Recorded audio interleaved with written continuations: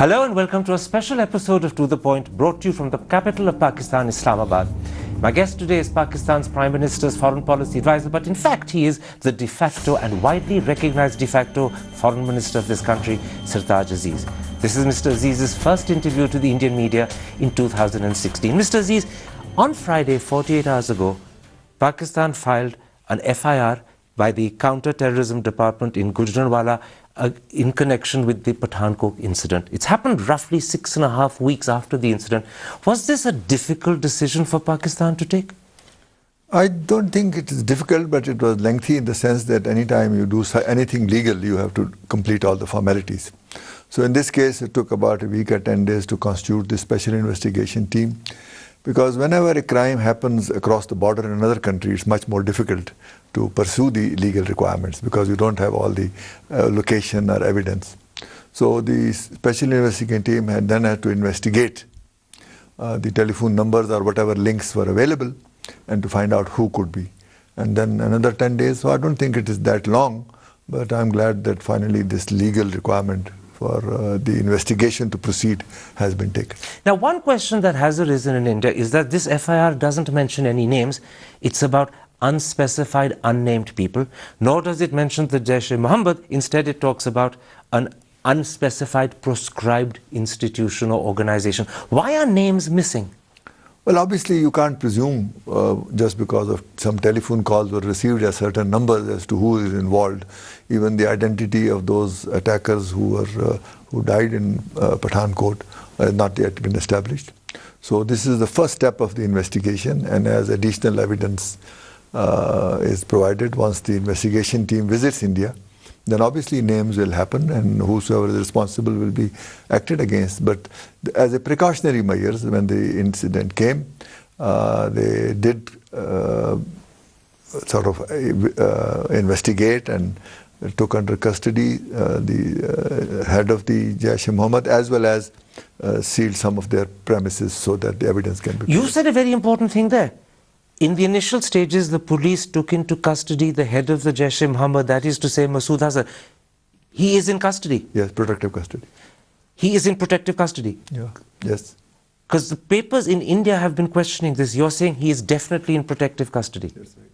And he's been in protective custody, I believe, since the 14th of January, that is to say for 6 weeks, almost. Yes, as I mentioned, the incident happened on the 2nd of January, and it took a few days after that to start the action.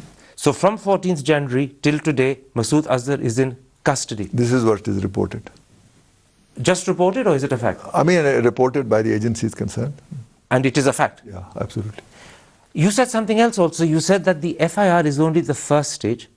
After further investigations are done, names will be named. Naturally. I mean, obviously, the FIR is supposed to establish who did what, but in the case of trans-boundary crime, you require evidence from other agencies concerned. Because another issue that's come up in India, and you're aware of this, is that because there are no names, because even the Jaish is not named, people say this is only a generic FIR, it's non-specific. How would you respond to that concern? I think in FIRs, a large number of FIRs, one can't identify the person who committed the crime. You do this, but the moment evidence becomes available, they get into the net. So in my view, this is a very logical and in my view, very positive step to start the process. And now the JIT, the Joint Investigation Team, or Special Investigation Team, has the legal basis to visit India and collect additional evidence. I want to talk very much about the team visiting India because there's a lot of speculation in the Pakistani papers, particularly today's.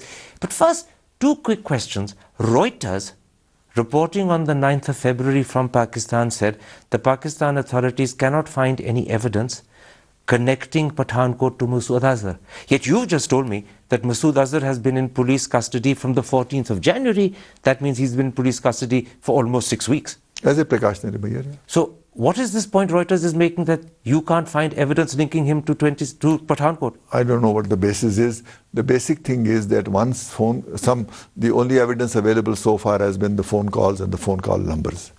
And one or two numbers are connected to this organization. But how and to what extent and how are they involved remains to be investigated. In fact, the fact that Masood Azhar is in custody for 6 weeks and more suggests clearly there must be question marks and therefore there must be some linkage to Pathankot, otherwise you wouldn't keep him in custody.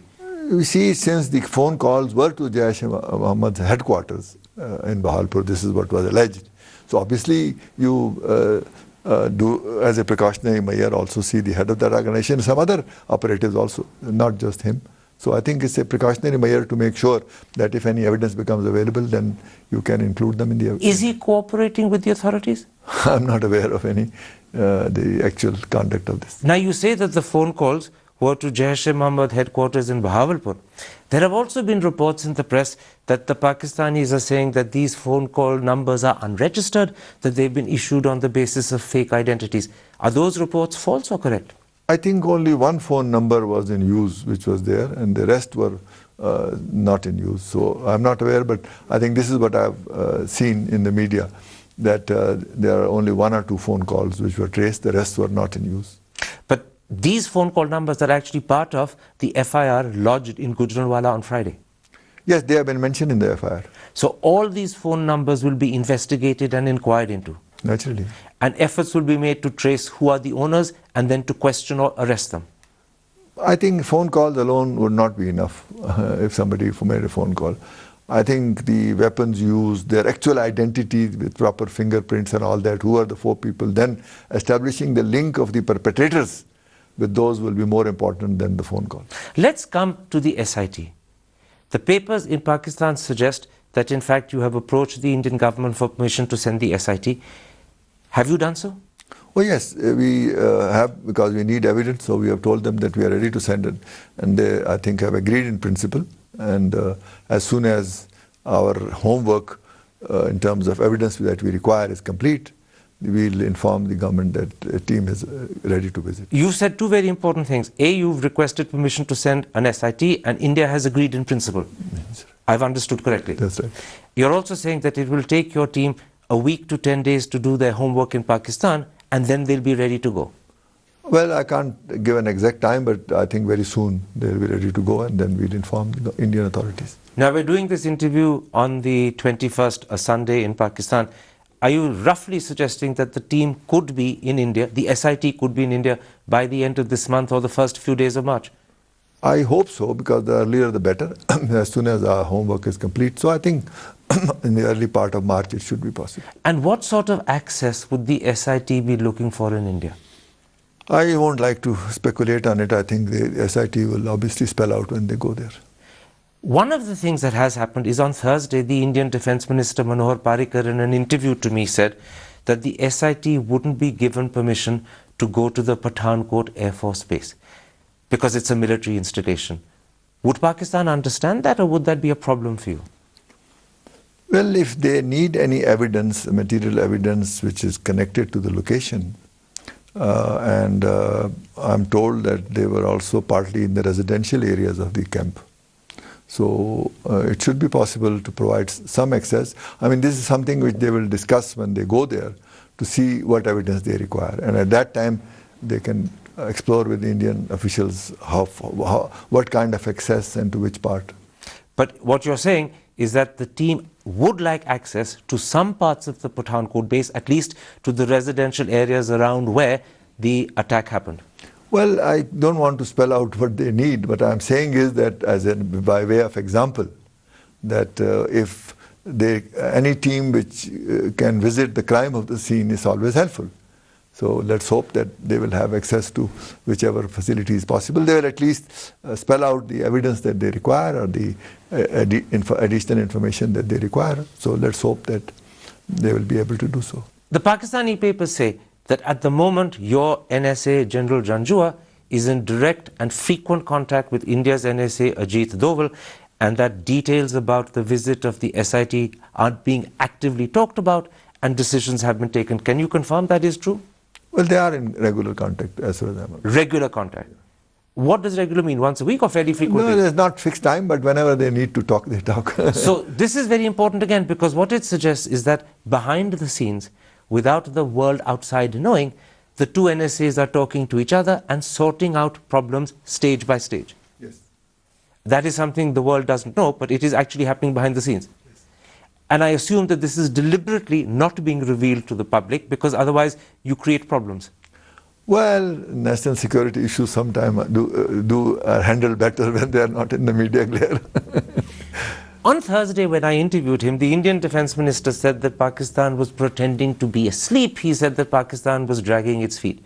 Now, after you filed this FIR, now after you've revealed that the two NSAs have been in fairly regular but secret touch with each other, and now that you said that you hope the SIT will be reaching India by the end of February, first few days of March, do you think that impression of the Indian Defence Minister should change? I hope so.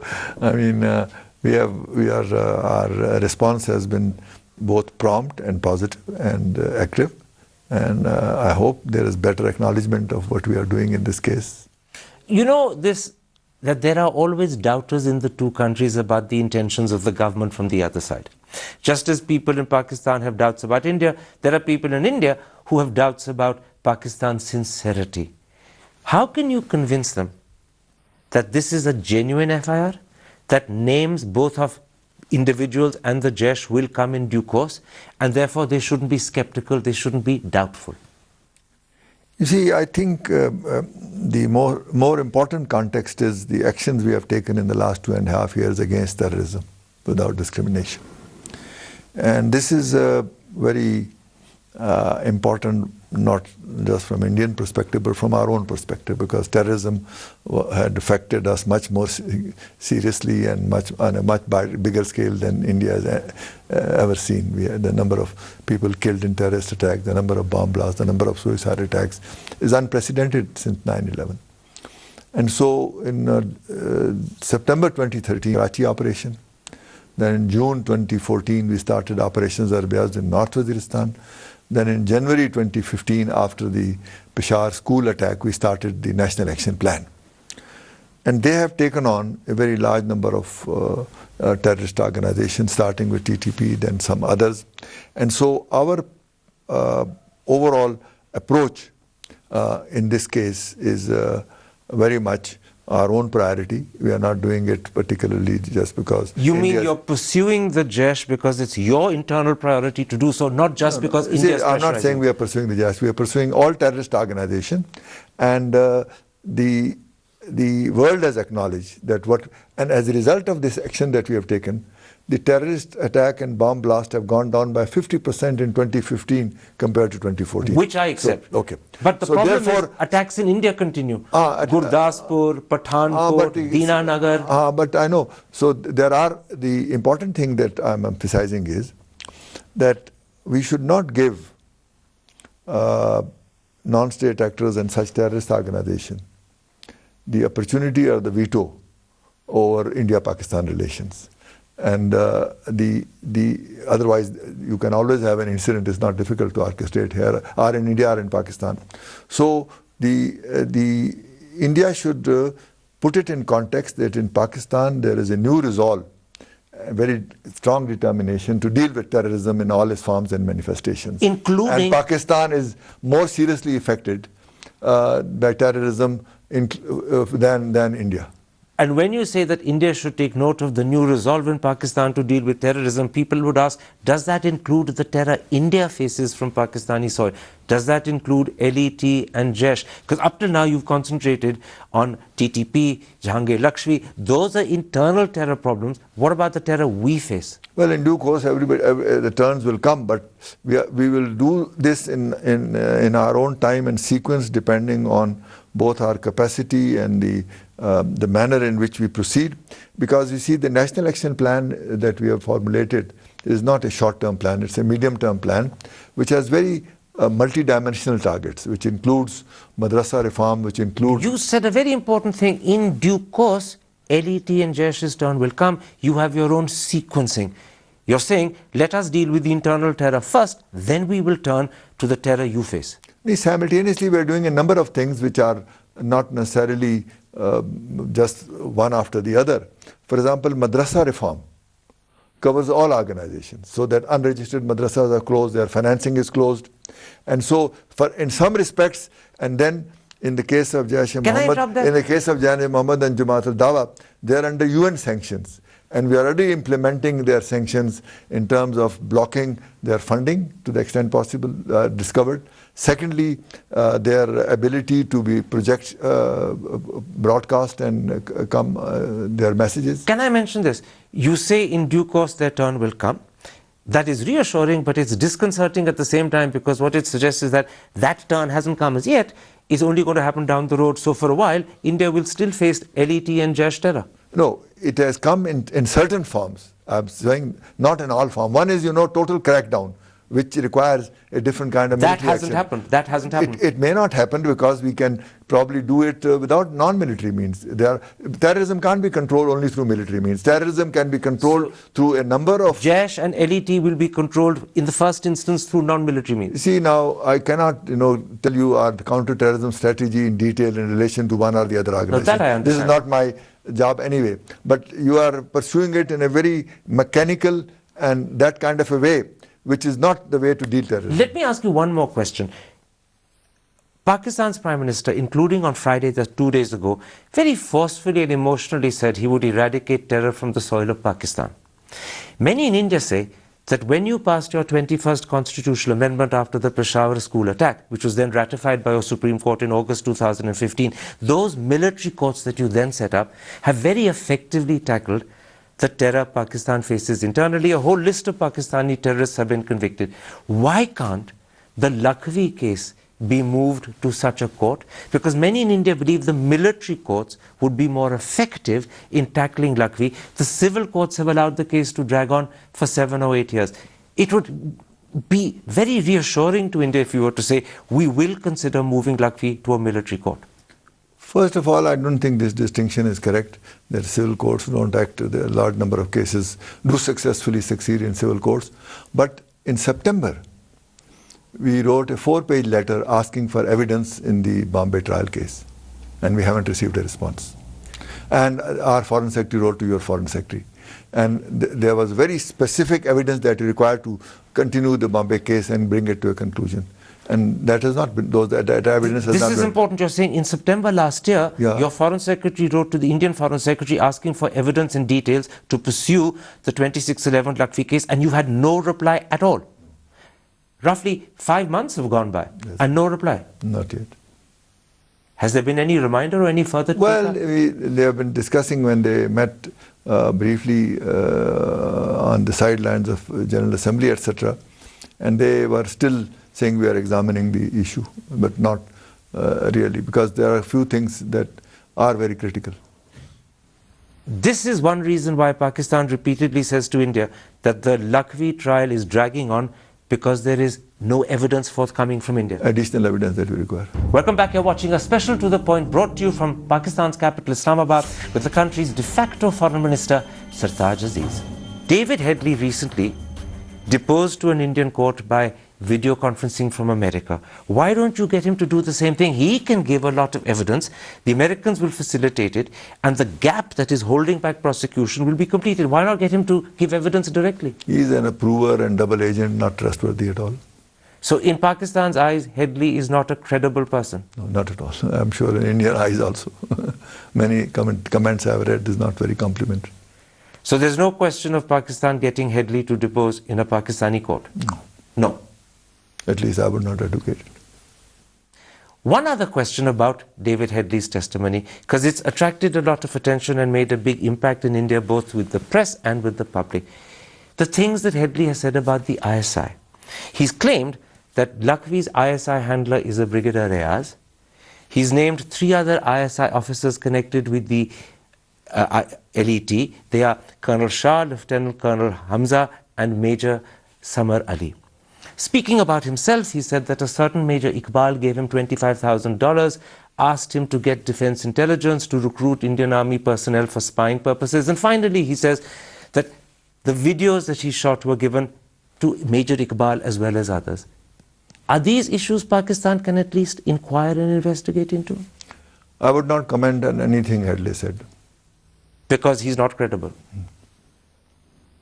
Has India at all approached you after Headley's evidence giving in Bombay? I'm not aware of any such. Not at all. So India hasn't taken it up either.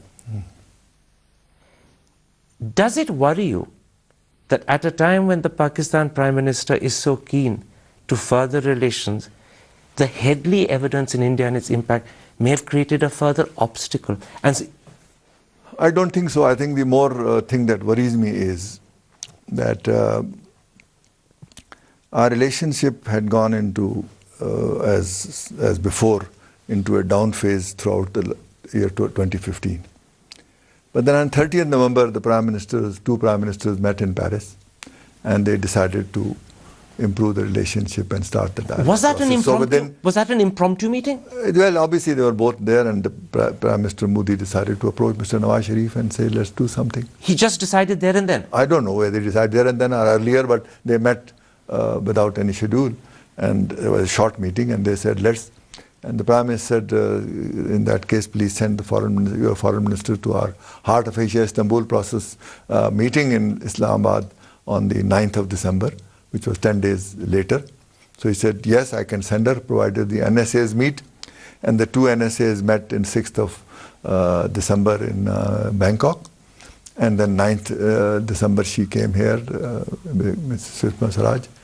And she met the Prime Minister and myself, and we agreed to revive the the dialogue in the name of comprehensive bilateral dialogue.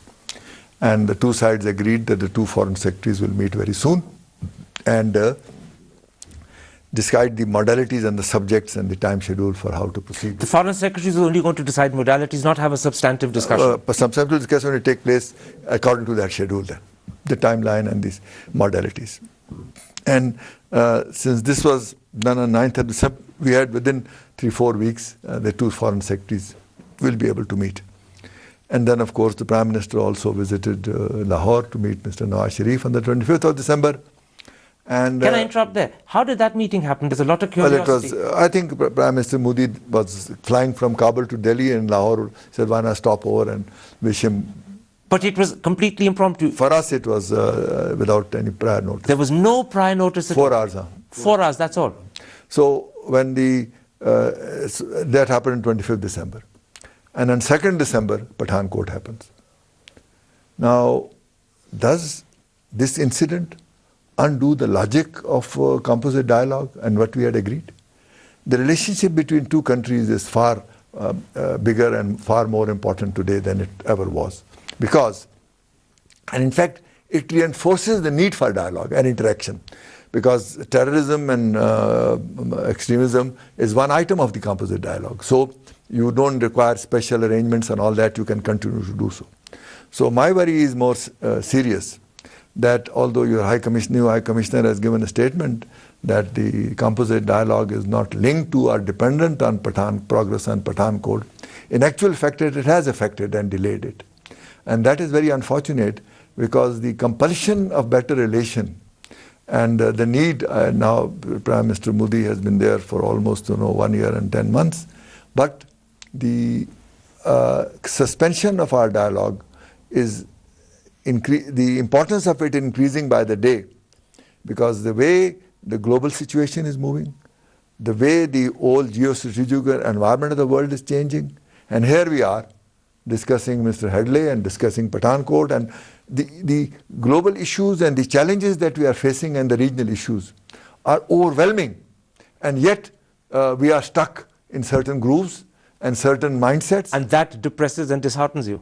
Not dishearten me, but in a way it worries me, because you see what I'm saying, for example, broadly,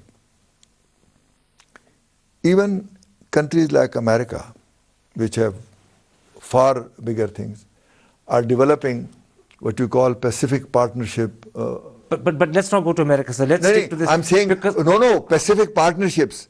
The trade alliance which is coming, the Pacific Partnership, is going to affect all of us. It will divert our trade from the region, because they are coming right to the heartland of Asia. And you believe India and Pakistan need to talk about these issues? SAARC has to become stronger, because we are going to be left out by the world if we are not going to. What I'm saying is that we are not cooperating. The world is moving on.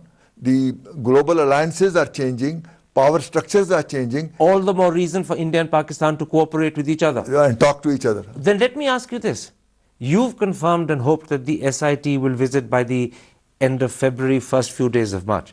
The Pakistan papers today are speculating that the two NSAs have decided shortly after the SIT visits, the Foreign Secretary level talks will happen. Do you have any idea when these are likely to happen? I would like them to be parallel. I mean, why one after the other? The question is, the two foreign secretaries agreed to meet. Can't they agree and see, we'll discuss this, including terrorism on this date and at such level? Why does it have to wait for SIT and this kind of thing? The two should go together, parallel tracks. If India doesn't accept the two going together, when do you think the Foreign Secretary should meet? I can't say India has to decide. The ball is in India's court. They have to tell us when he can come. You say the ball is in India's court, but the Indian spokesman, when he last spoke on the subject, and he doesn't speak on it very often, said actually the two countries can't agree on a mutually convenient date. All they have to do is pick up the telephone and say, when can I come? So this is just a bad excuse. Yeah, I think so. So the restriction or the restraint or the stoppage, whatever word you want to use, is on the Indian side. Absolutely. If the SIT were to visit end of February, first day, second day of March, how quickly thereafter could the foreign secretaries meet? Again, the answer lies with the Indian Foreign Office. So here, this is a situation where the ball is entirely in the Indian side. In my view. How depressed are you as the de facto foreign minister of this country by the fact that the two countries seem to have this stop-start relationship? As you described in graphic terms, there was great euphoria in December following the NSAs and foreign secretaries meeting in Bangkok, your meeting, Sushma Swaraj in Islamabad, the Prime Minister dropping in Lahore. Then it completely dissipated after Pathankot and the mood has changed. How disappointed are you by this stop-start and how do we get out of it? Well, I think, first of all, one is for the two prime ministers to give it a nudge, because it is the boldness of the two prime ministers which restarted the Board process. So they'll be meeting in March, I think, at the end of March in Washington. There is a nuclear security summit. That is confirmed. I mean, they'll both be there, so I hope they can meet.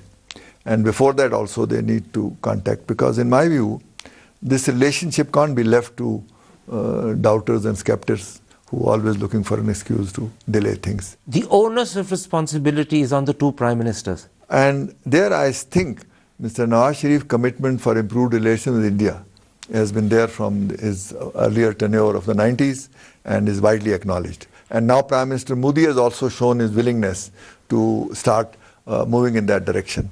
So these two prime ministers can't allow, should not allow at least, the derailment of this process are by non-state actors, are those people who would like to give importance to terrorism in preference to anything else. Are there bureaucrats and officials on both sides who are holding things back?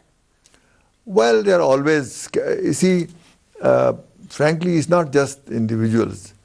I think Indian media as a whole is much more hostile to Pakistan than Pakistan media is to India. The Indian media plays a role in holding the Indian Prime Minister back? No, I'm not saying that. In spoiling the sort of, playing up the negative side of every story and trying to create an impression that anti-Pakistanism line is popular in Indian elections, it is popular in certain context of the domestic politics. So I think if the India-Pakistan relation are become a hostage to Indian domestic political compulsions of one form or another, then Prime Minister Modi's task in carrying it forward becomes more difficult. So I think just like Pakistan media generally talks of many things which are positive in India, whether it is Indian IT industry, whether it is the Indian media should be similarly positive. There are enough positive things in Pakistan to play up. Whenever I watch Indian television regularly, and I think the number of negative stories that come on the Indian media about Pakistan far exceed anything positive that I've seen. What about the relationship between the two prime ministers who, in a sense, as you've said, have an onus of responsibility to nudge the dialogue, to nudge the relationship further? What sort of relationship do they have? You've seen both men together. Oh, I think they have very good chemistry, and they've got both of them are very, what you call, popular leaders in terms of having commanding comfortable majorities in their... do they like each other? I'm sure they do, because they got along very well together. And they That is genuine affection they show, because they do a lot of jhappi. well, I hope so, because it is, one can see the chemistry very easily. So One other question: does Prime Minister Nawaz Sharif trust Mr. Modi? Remember, Mr. Modi has a Pakistan bashing background. He has an association with Hindutva, all of which was at one point of time anemic to Pakistan. Today, when he's Prime Minister, does Nawaz Sharif trust him? And I think one should never trust. Political leadership can't be judged in psychological terms. They have to be judged by what by their actions and what they say and do. So in that sense, I think Prime Minister Modi's willingness to improve relations with Pakistan and try to take whatever steps are necessary has been visible at least since 30th November. So I hope it will persist. You're suggesting that since 30th November, there is a new Mr. Modi being seen in Pakistan? That's right. What impact did Mr. Modi's surprise visit on Christmas Day to wish Nawaz Sharif have on Pakistan? Well, it was received very positively, because it was a goodwill visit. It was not a formalized visit, and it was a short 2-hour visit. So. Did it, in a sense, erase Mr. Modi's past in your eyes? The Hindutva bashing, the Pakistan bashing the Hindutva association? Well, I don't think one such visit can do so, but generally it was well received in the sense that he showed his goodwill towards the Prime Minister and Pakistan. And the timing of it was that while we were preparing for the bilateral dialogue, it was one additional You began the answer interestingly. I don't think one such visit can do so. In other words, more is needed from Mr. Modi to wipe out the past. Obviously. You agree? Absolutely. So there are still question marks about right Mr. now, Modi. I mean, the dialogue, the willingness to dialogue has started. It has not started. It has not. Issues have not come on the table. We are not looking for dialogue for the dialogue's sake. We are looking for dialogue in substantial terms. First, to deal with all the outstanding issues between the two countries. Look at Siachen. Look at, again, we lost 124 soldiers 2 years ago, and now Indian soldiers have been lost. Such a waste of human and material resources. Again, I'm just giving you examples. And similarly, Sir Creek, similarly, then we have a positive agenda of trade and connectivity. Then we have the Kashmir issue, which is one of the most important issues. How he handles all these issues will prove Mr. Modi's credentials in Pakistan eyes. What I'm saying is how he starts a dialogue process in which we address these issues, easier one first, difficult one later, but at the same time, parallel, begin a process in which our trade, for example, can grow. So Mr. Modi's full credentials in Pakistan eyes will be finally established when he starts the dialogue process and how he handles it. That's what you're waiting for before the question marks go away. Well, that doesn't apply to Mr. Modi alone. That applies to every Prime Minister in India. In other words, if India-Pakistan relations, which have been hostage to what I call adverse circumstances and unfortunate incidents, are not addressed in a statesman-like manner, in a business-like manner, and in a positive manner, the future generation of the subcontinent will not forgive their leaders. One last issue before I end this interview. You mentioned Siachen, you referred to the terrible tragedy recently when 10 Indian soldiers got killed. Earlier, there have been 130 Pakistani soldiers who were killed in an avalanche in 2012. At that time, General Kayani suggested a mutual withdrawal. The Indians didn't respond. Will you now revive that idea again after what happened recently? We will. You see, Siachen has been ready for a solution from 84 onwards, when it was suggested that, look, we say this is it, let us withdraw to where we were before 1984 without prejudice to each other's position. Let's have India say, no, we are withdrawing, but you accept that this is ours. The question is, it becomes no man's land, just like the Shimla agreement said, without prejudice to each other's position, we withdraw and we leave it as a zone of peace. Two quick questions. Will Pakistan now formally revive the idea of a mutual agreed withdrawal after what happened recently? No, agree. And also, I mean, Are you saying yes? Are you saying yes? What I'm saying is that when the negotiations start between us, this is one of the items, and we can certainly revive the proposal as a part of that negotiation. So you can revive the proposal as part of the negotiation. Now, the Indian condition has always been that India can only agree to withdrawal if Pakistan agrees to sign a map which shows the position of the two armies before the withdrawal.